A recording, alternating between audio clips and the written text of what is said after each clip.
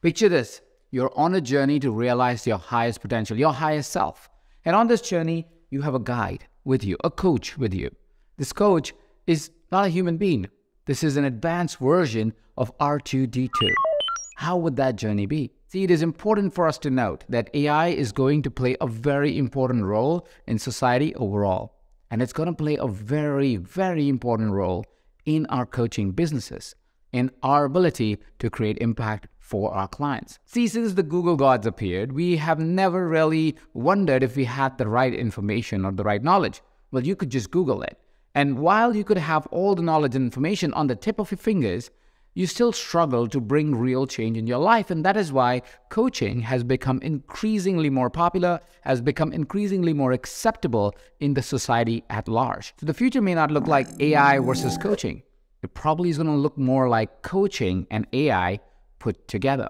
AI has a lot of benefits. It's available 24/7. You don't have to wait for anybody. You can give it any data and scour the internet and all the information it has from the past to give you a valuable answer, something that otherwise may take you hours to find. If you have a question on how to lose weight, AI can give you the answer. If you want to make a plan on how to lose weight, AI can give the answer. But when you're sitting with a client, AI doesn't have the emotional intelligence, emotional variability to really work with the client and be able to see what will get them to take action. See, it was never a problem if we wanted to make more money. Everybody wants to make more money, but can we all make more money? Or is it a coach that comes into our lives that truly changes our abundance story, our money story, and then we are able to make more money? It was never a question, do we want to be healthy? We all want to be healthy. We want to lose that weight. We want to gain that muscle. But it's not about knowing how to lose weight or how to gain muscle. We always had access to that, and AI makes it easier, amazing. It can even make a plan for you on what you should do. But to get to do the plan, that's where you come in. That's where a coach comes in. See, the dance of AI and coaching is the dance of information and experience. Information can now be accessed through AI. So as a coach, you don't have to wonder, what should I do here? Or what is the information I should provide here? AI can help you find that. AI can help you make plans. AI can help you make worksheets. But when you're in the experience of coaching, when you're in the human experience, AI currently, and maybe for decades from now, will not have that ability. The ability that you have because you are human. So coaching's value sits in insight and perspective, not necessarily information. There is another big difference between what AI brings to the table and what coaching brings to the table. See, AI can look at a complex pattern of information and spit out the result for it. It can look at a complex mathematical equation and tell you what the answer should be or how to think about what the answer should be. But when it comes to the complexity of being a human being, well, even human beings find it very difficult to predict it every single time.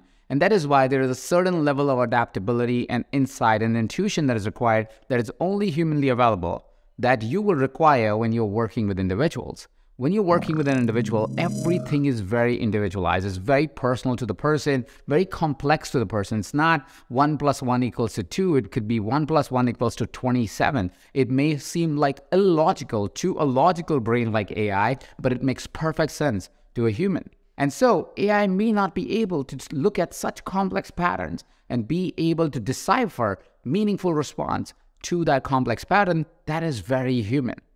Lastly, and I'm sure you have thought about this for yourself as well, is how far do we push AI? AI, after a point, is owned by corporations. There's different corporations that own this information once it's been fed into the database. Once you have asked a question to AI, Google or OpenAI or Microsoft or whatever other company that is building AI has that information on you.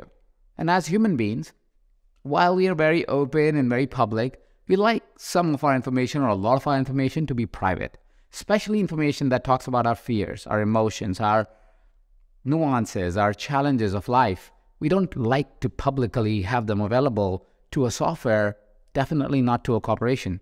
And so we'll never be completely comfortable providing all our information to AI. And that is where human-to-human interaction, human-to-human connection becomes even more valuable. See, as society evolves, as AI makes things more productive, makes it more efficient, we will all have more time. That's literally what has happened ever since we have adopted technology or started to build technology. Once we built fire, we got efficient. We could now be less scared in the night. And so we could cook now, and we could actually save some time by not having to scour and constantly run and sleep on trees because fire saved us. And then we learned agriculture, which was a technology, and suddenly now we didn't have to constantly move. We had more time on our hands. After agriculture, we learned how to use animals to do agriculture. From there, we learned how to build machines to be able to do jobs for us. We found the internet, we created the internet. And all of these tools always have been towards the desire of becoming more productive and becoming more efficient. Now with AI, we become even more efficient and even more productive. And guess what happens when we become even more productive and even more efficient? We have even more time on our hands.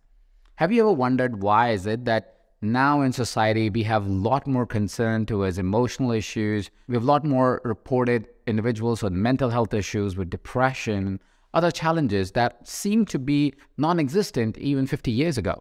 And the reason is because we became increasingly efficient and effective and productive. And because of all of those things, we now have a lot more time. And when we have a lot more time and we don't channel our creativity, if we don't channel our time, we go into the loop of our own mental dialogue. And here is the challenge that we have.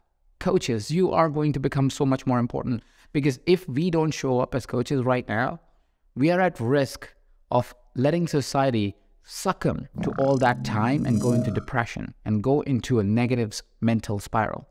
We also have the choice to show up as coaches today so we can prepare a society that actually enjoys this growth that we are experiencing in our beings. The next 10, 20, 30 years are going to be incredibly progressive because AI will make our lives so much easier. New jobs will be created. People would find new excitements in life.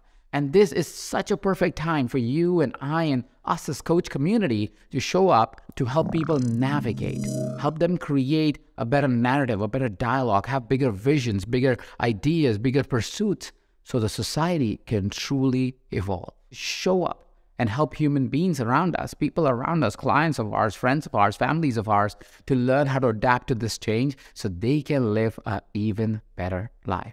There is no fear of AI in the future of coaching. Absolutely zero.